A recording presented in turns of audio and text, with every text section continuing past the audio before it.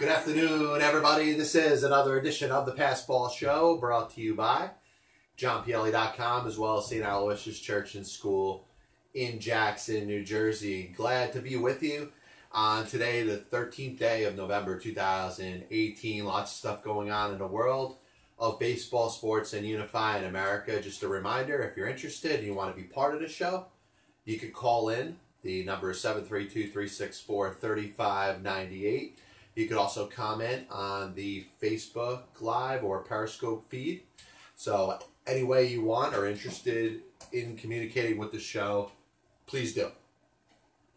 A couple different things we're going to talk about today, and I'll save some of the best for last, but we'll start out by talking about this, the Rookie of the Year awards announced yesterday in Major League Baseball, and I understand from a fan perspective there's a certain amount of biasness that exists, and I'm going to touch on this in a little bit. But there's a couple different things that I heard spoken yesterday and I've heard mentioned through Twitter that I just unfortunately don't see as very accurate.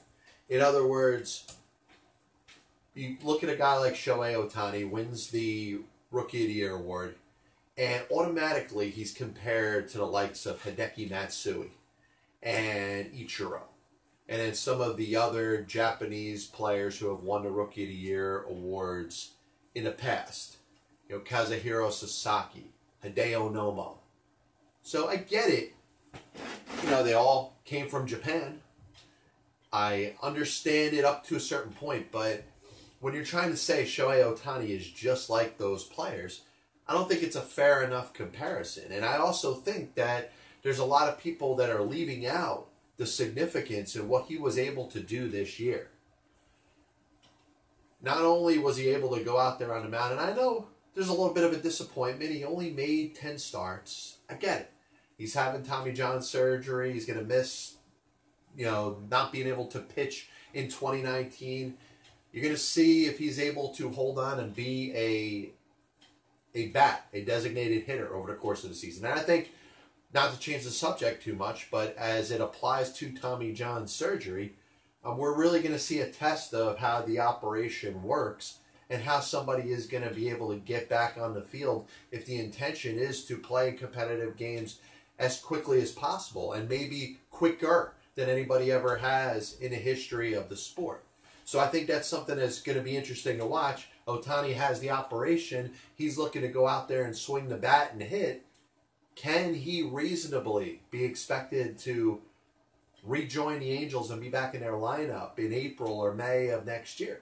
It's going to be interesting to see how that works out. But when it comes down to it, here's a guy that hit 20 home runs. If his arm had held up, certainly showed the stuff to be a dominant force and maybe an ace type of pitcher when it came to the entire American League. And we're obviously categorizing the American and National League because this is a league award. So it's separate. There's a, obviously the National League Award and the American League Award for the Rookie of the Year started, I believe, in 1949 after Jackie Robinson was the first Rookie of the Year award that held out for both leagues. And then all of a sudden, there's one award given out to each league. So Shohei Ohtani proves that he is the phenomenon of what we thought he could be. His talent seemed to exist more as a pitcher than as a hitter. So when it came into this season, was there one of two things that needed to be proven a little bit less? Certainly it was. He throws the ball 100 miles an hour. He's going to strike out major league hitters. There's no question about it that he could throw. The reason that he is in the major leagues, the reason that he's coming over from Japan and is sought after by Major League Baseball teams, and he is playing in the major leagues at age 23, is because of his ability to pitch, his ability to throw. So he's there. Proves that without a doubt. But I think the significant thing, the thing that makes it stand out, and I'll talk about some unfair comparisons in a second, is that he proved not only that he could pitch, but he could be a legitimate everyday major league hitter. Something that had not been seen in the sport really since the days of Babe Ruth. You can talk about some good hitting pitchers, and I've profiled a lot of them on this show.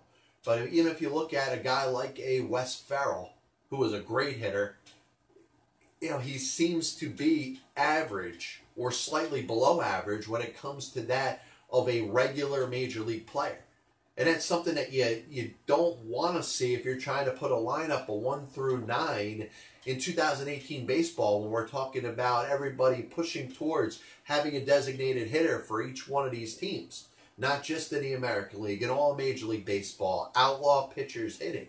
So if a pitcher is going to be able to make a case that they could go out there, throw whatever it is, their 6 or 7 innings, and remain in the game and get their 4 plate appearances each game, they don't have to just prove themselves to be an average or slightly below average hitter.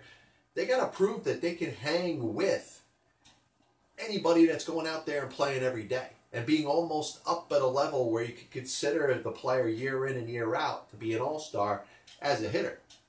That's something we haven't seen in a while. So a lot of people, especially in the New York area, are a little bit down on Ohtani winning the Rookie of the Year award. I think there's also a lot of people that unfortunately have not gotten a chance to appreciate what Ohtani was able to do. How many people, when it came to the offseason and the signing of Ohtani, and then obviously the fact that there was 20 or so teams that were interested in wanting to sign Ohtani, he goes down to the last 7 or so, wants to go on the West Coast or at least in the central part of the United States of America before he signs. How many people were doubting his ability to be a consistent hitter?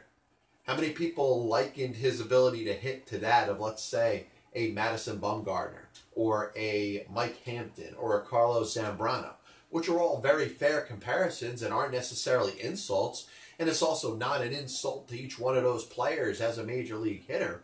But what all 3 of those other pitchers who are good hitters had in common is they could not sustain themselves if they were playing every day in the major leagues. If they weren't able to pitch, they wouldn't be able to maintain themselves in a regular major league lineup.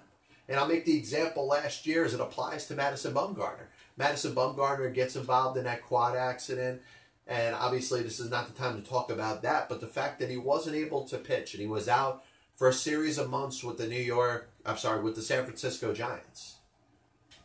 Because of that, the Giants didn't have his services for a series of months. It wasn't like he could go out there and swing.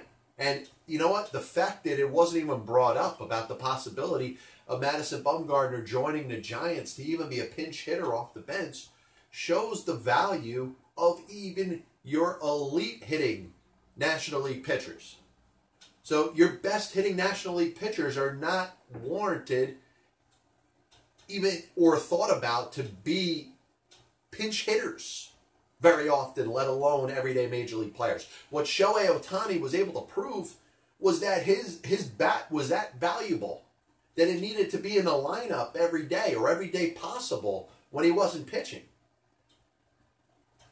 And here's the other side of it. And unfortunately, we find this in sports all over. Not just as it applies to baseball, but as it applies to football and basketball and hockey. There are good sports fans everywhere. There are.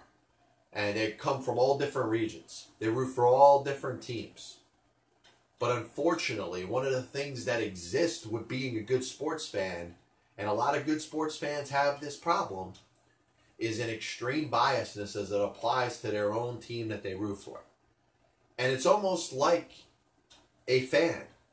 And this obviously doesn't apply to all fans. I think there are a lot of fans that are very objective out there, but a lot of other fans seem to have blinders, seem to only want to read news as it applies to their own teams.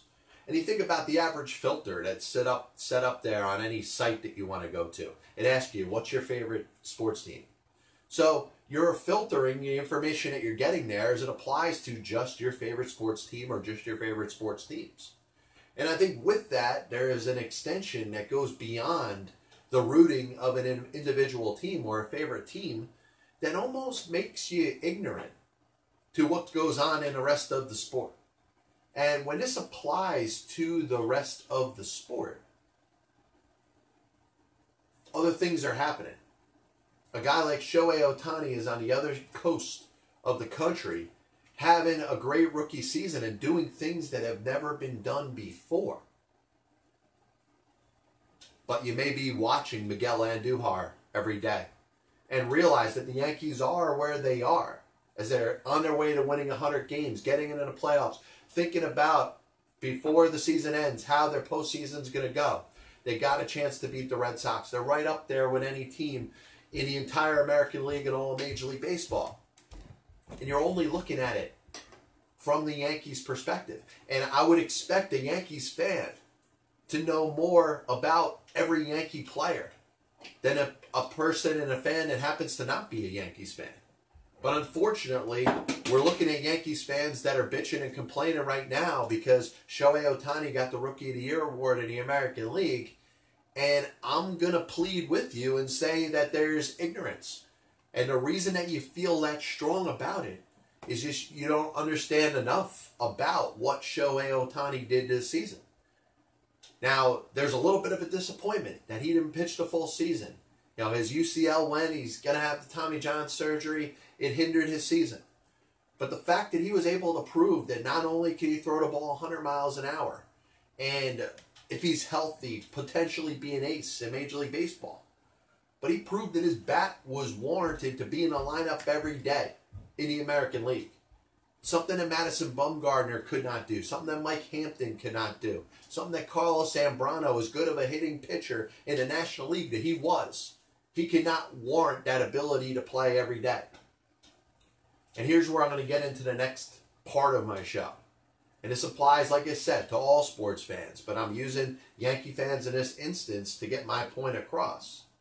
Sometimes we live in a little bit of a globe. Sometimes we live in a little bit of a wooden house that we don't ever want to get ourselves mentally out of. And it applies a lot to sports. And I'm all about filtering all your sites that you go to get your information and center them around your favorite teams. But it also creates a certain mindset. It also creates a certain illusion that the sport goes through your favorite team.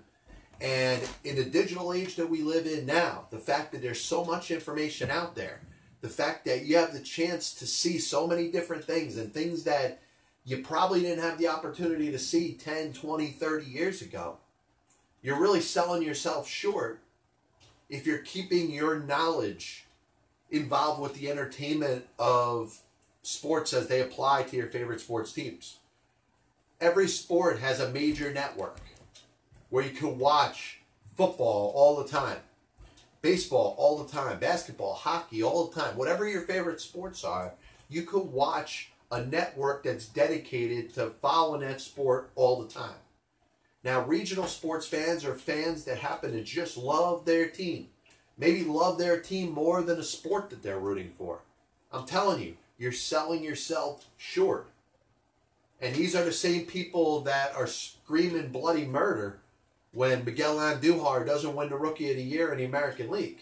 And the only thing that I could say to that person is, with all due respect, claiming that, and I'm saying to you, hey, you have knowledge, you know what you're talking about, you may be able to come up with some valid points. But do you understand the significance of what Shohei Ohtani did this year? And you may be screaming, oh, the writers are just against the Yankees, which isn't fair to say at all. Miguel Andujar had a season that was good enough to win Rookie of the Year. And in other years, depending on who he was competing against,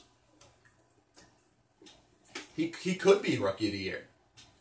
But we can't compare Ohtani to your average Japanese player coming over to play in the United States. Because he didn't play 6-7 years like Ichiro did, like Hideki Matsui did, like Kazuhiro Sasaki, Hideo Nomo, all guys that prospered in their home country for a series of years and ended up waiting to get posted. Didn't come to the United States. Masahiro Tanaka comes to mind. Guys who made it through the amount of times where they could be posted by their team and become a free agent, come over to the United States and get the big deal that they could get. Shohei Ohtani, came over earlier than that. He bypassed that opportunity. He's in the major leagues on a minimum contract. So you can't say he is that traditional Japanese player. Because I can understand the argument when you want to knock, let's say, a Nomo or an Ichiro guys who are essentially veteran players playing in a country of Japan, coming over to the United States, playing for the first time. We could talk about whether that player qualifies as a rookie or not. It was held against Hideki Matsui. Other players got the Rookie of the Year award in spite of that. And I understand it. I see where fans are coming from with that, but you can't use that argument with Ohtani. Ohtani bypassed millions and millions of dollars by coming to the United States at the age that he did. He's as much of a rookie as Miguel Andujar, as much of a rookie as Gleyber Torres, or Ronald Acuna, or Juan Soto, or Walker Buehler, or anybody else in 2018. So that Japanese player who has the bunch of experience playing in Japan may not necessarily qualify as a rookie, may just be in different, just an understanding or a misunderstanding. I can't have that argument. But also fans, I think, especially in the medium that we live in right now, with all the technology thrown in our face, with the opportunity to see things right before our eyes, all the information is at your fingertips. Why are you not taking advantage of the chance to be able to see other games, to be able to see other players, to be able to make a legitimate enough assessment over whether the player that you're rooting for, because you happen to wear that jersey, inside and outside, you're a diehard fan of that particular team, you have a chance to know more about the sport than you ever did before. So why don't you take advantage of it? This is the famous Budweiser beer. We know of no brand produced by any other brewer that costs so much to brew and age. Our exclusive Beechwood Aging produces a taste, a smoothness, and drinkability you will find at no beer at any cost. NFL news, and it may not be really that much news. It was probably something that could have been expected, especially if you watched the Jets-Bills game this past Sunday.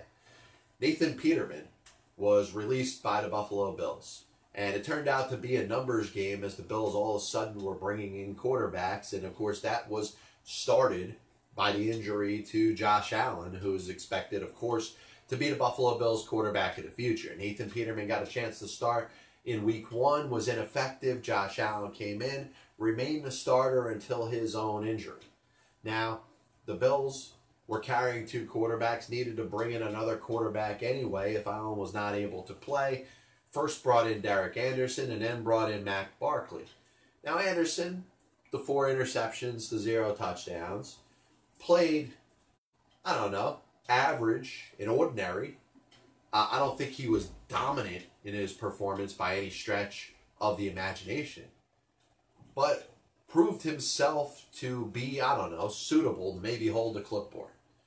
Matt Barkley led the team to a very nice win against the New York Jets.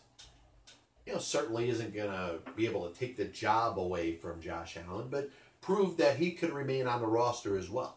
So the Buffalo Bills are going forward. Josh Allen, if he's healthy enough to be the quarterback of the team next week, then the Bills have a choice of 3 other quarterbacks and could probably hold on to 2 of them.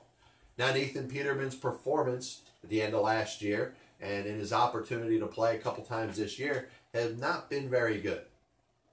And it was, a couple weeks ago we were talking about how E.J. Manuel and other quarterbacks in the NFL that don't have jobs at this very moment were wondering how this guy is continuing to get as much of a chance as he did. There's the other side of it, the Rudy story, the part of it where you think, and you're like, man, I just hope that this guy could go out there and just dominate and he could kind of have that underdog story to him. The story of the person that nobody thought had any talent and just went out there all of a sudden, was clicking on all cylinders. You want to root for somebody like that.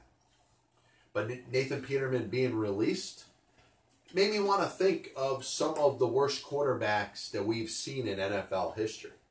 And Nathan Peterman, the error, E-R-R-O-R, which we would call coming to an end in Buffalo. And, listen, I hope that he gets an opportunity to play in the National Football League again. Maybe he does, maybe he doesn't.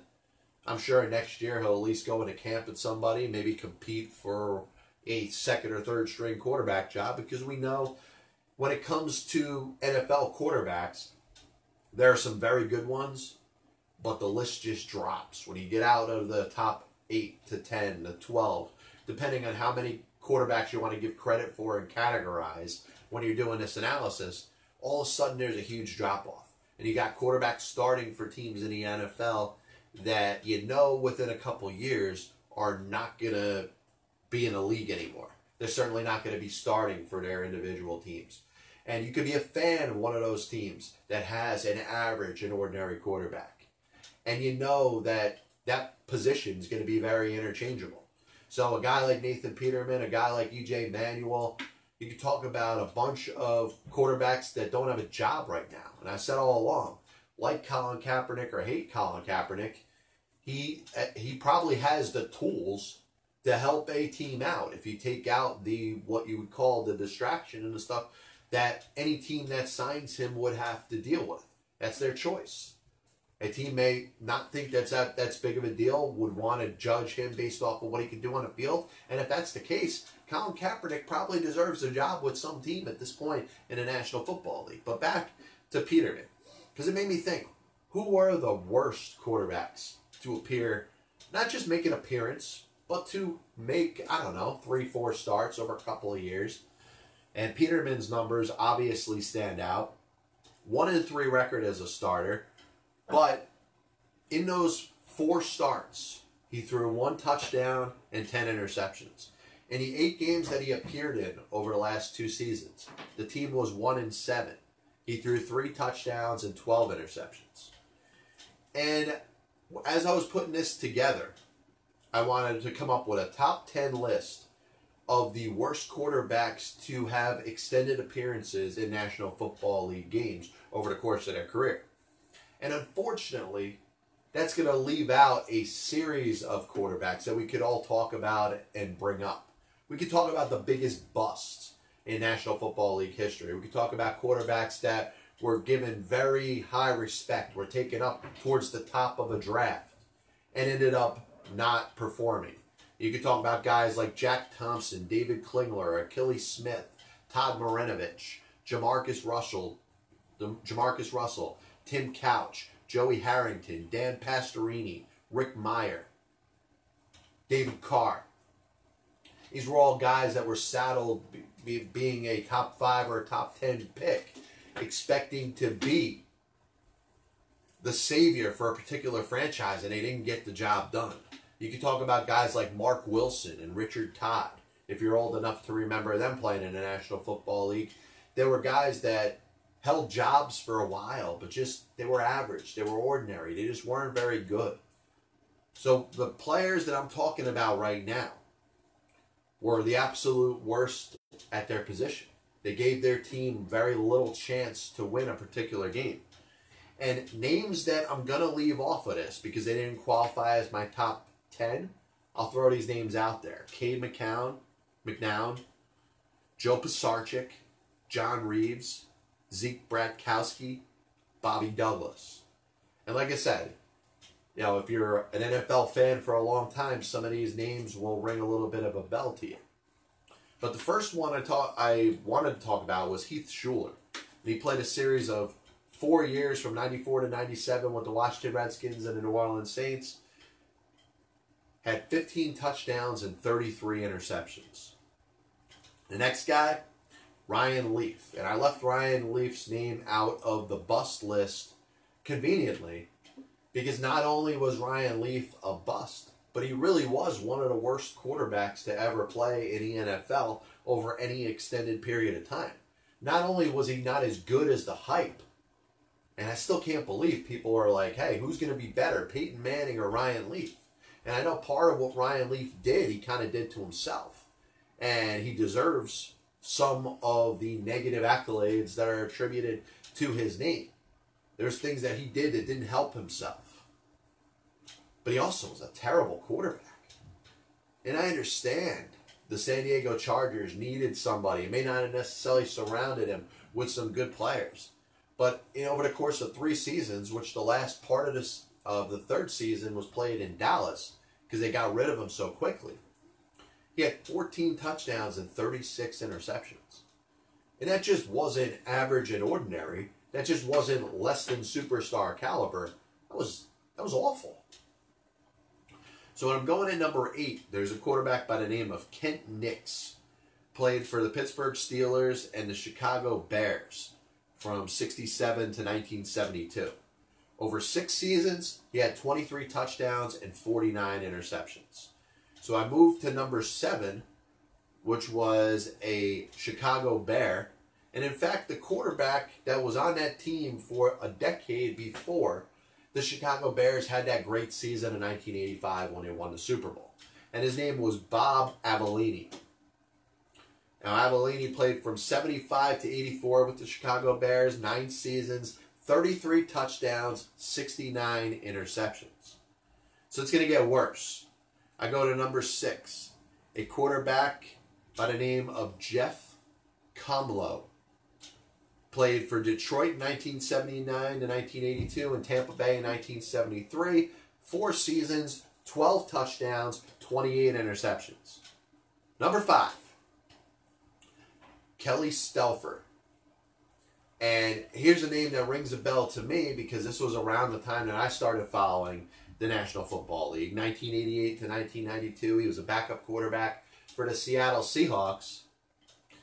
4 seasons, 7 touchdowns, 19 interceptions. But wait, it gets worse. Number 4.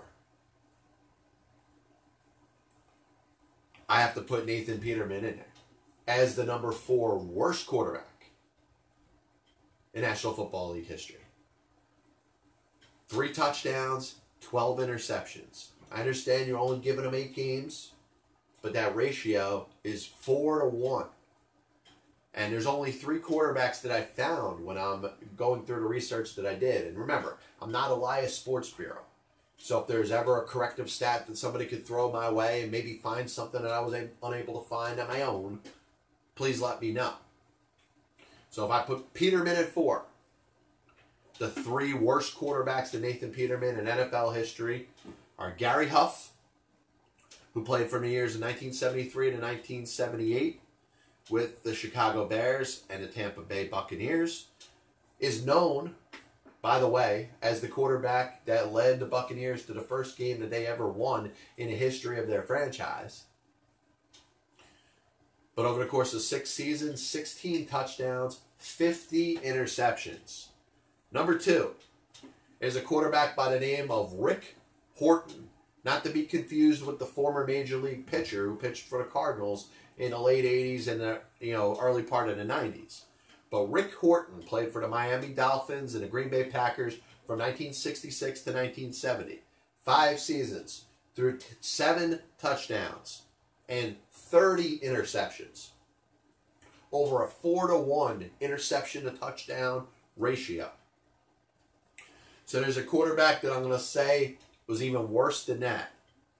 And it's unfortunate because this quarterback only played 3 years in the NFL. Now you could say Nathan Peterman, if you want to rank him as the 4th worst quarterback in the history of the National Football League. It may not be fair because he only played 2 seasons or the equivalent of a handful of games over the course of 2 seasons. But here's the worst. Andrew Walter played from 2006 to 2008 with the Oakland Raiders. Played 3 seasons, threw 3 touchdowns, and had 16 interceptions. That's over a 5-1 interception to touchdown ratio. I'm going to put this list up on my website, johnpielli.com, as we start to move some other stuff out of there. I just want to throw some interesting things that we try to talk about on a show, but also leave the discussion going. So let's say you view it, you look at it, you say, hey, what about this player? What about that player? I really want to continue the discussion. But is it reasonable to say that Nathan Peterman, and as unfair as it may be to him, that he may very well be the worst or the 4th worst quarterback to ever play a series of games in National Football League history? Just a reminder that Castrol provides maximum protection against viscosity and thermal breakdown.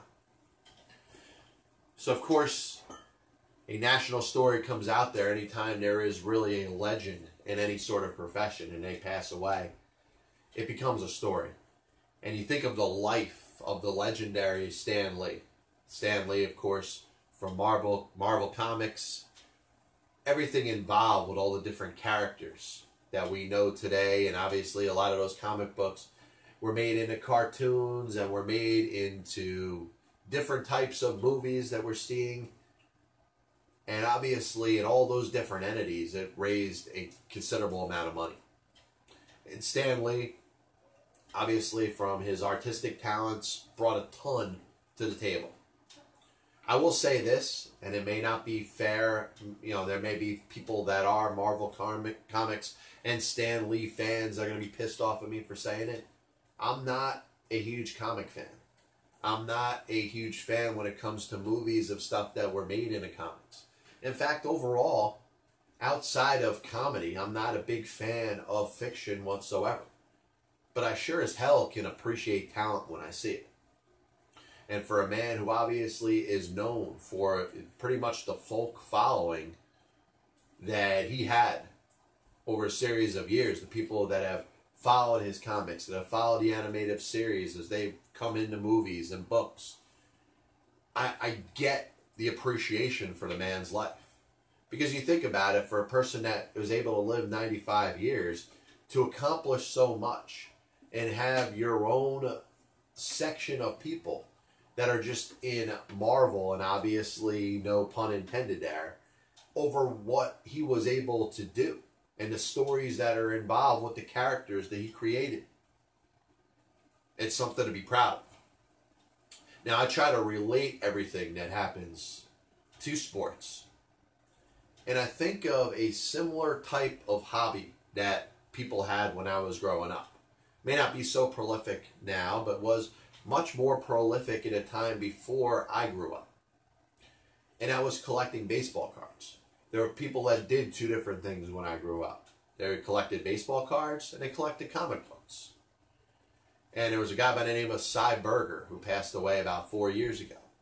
Was one of the originators of top baseball cards. Started the set in 1952 and did a lot of work when it came to getting the pictures to be associated with the baseball cards.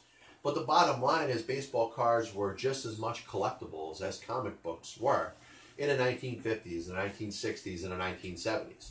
And of course, as things went on to the 80s and the 90s, around the time that I grew up, it was just as impactful on my life and many other people's.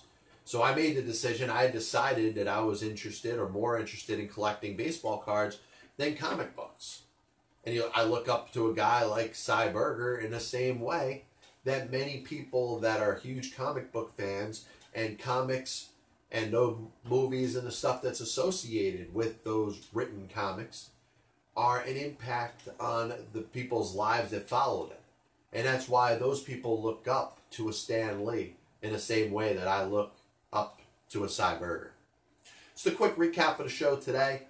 We spoke about the Rookie of the Year, Shohei Ohtani, who I believe, for many reasons, deserves to be the Rookie of the Year.